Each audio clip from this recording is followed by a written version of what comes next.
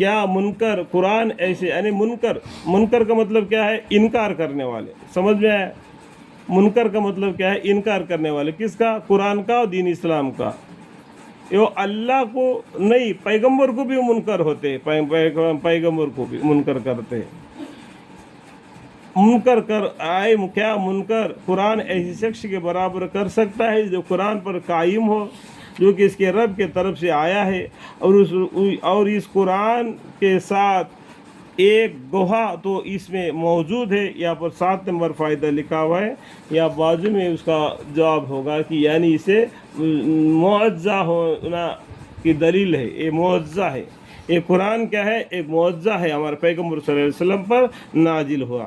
اور ایک اس سے پہلے یعنی موسیٰ علیہ السلام کی کتاب ہے، جو حکم بتلانے کی اعتبار سے امام ہے اور رحمت ہے۔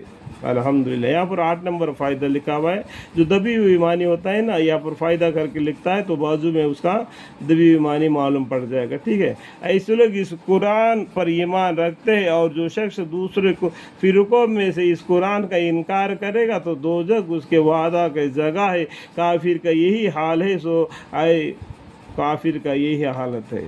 یہ قرآن کو انکار کرے گا، جو پیغمبروں کے باتوں کو انکار کرے گا اور جھوٹا ساحر کہے گا، اور قرآن کو بھی ایمان نہیں لائے گا، منکر ہو جائے گا، تو اللہ تعالیٰ اس کو بولتے ہیں کہ اور جو شخص دوسرے فرقوں میں سے اس قرآن کا انکار کرے گا تو دوزخ اس کے وعدہ کی جگہ ہے۔ کافر کے ہی حال ہے۔ سو اے مخاطب، دیکھو یہاں پر دیکھو، اے مخاطب کون؟ ہمارے محمد مصطفیٰ صلی اللہ علیہ وسلم کا نام کتنا جگہ پر انڈکٹر آیا ہے۔ جہاں پر میں آتا ہے وہاں پر میں انگلی دکھا کے بتاتا ہوں کہ دیکھو اے مخاطب، کیا؟ اے محمد مصطفیٰ صلی اللہ علیہ وسلم، سمجھ میں آئے گا؟ انڈائریکٹ میں، ٹھیک ہے؟ تم قرآن کی طرف سے شک میں مت پڑھنا۔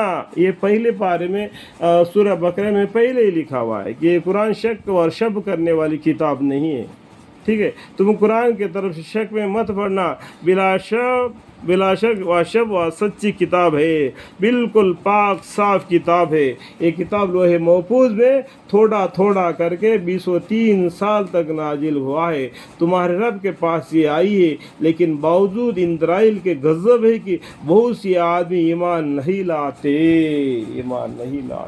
اگر ایمان لاتے تو ان کے لیے فائدہ بن جاتا، لیکن پھر بھی یہ لوگ اتنا دنیا میں آج کل دیکھتے ہیں کہ اسلام میں مسلمان کتنے ہیں، قرآن کو پڑھنے والے کتنا ہے، اللہ کے حکام کو مان کر زندگی بسر کرنے والے کتنے ہیں، پیغمبر صلی اللہ علیہ وسلم کو طور طریقہ پر زندگی بسر کرنے والے کتنے ہیں۔ آپ خود اندازہ لگا سکتے ہیں کہ آج کے دنیا میں کتنے ایک اللہ کی عبادت کرنے والے ہیں، کتنا غیر اللہ کی عبادت کرنے والے، خود ہی اس کا حساب لگا لے۔ اللہ تعالی ہمیں اور آپ کو سمجھنے کی توفیق عطا فرمائے۔ قرآن کی معنی پڑھنے میں اور سمجھانے میں جو بھی غلطی کوتا ہے مجھ سے ہو گئی تو مجھے معاف فرمائے۔ وآخر دعوانا الحمدللہ رب العالمین۔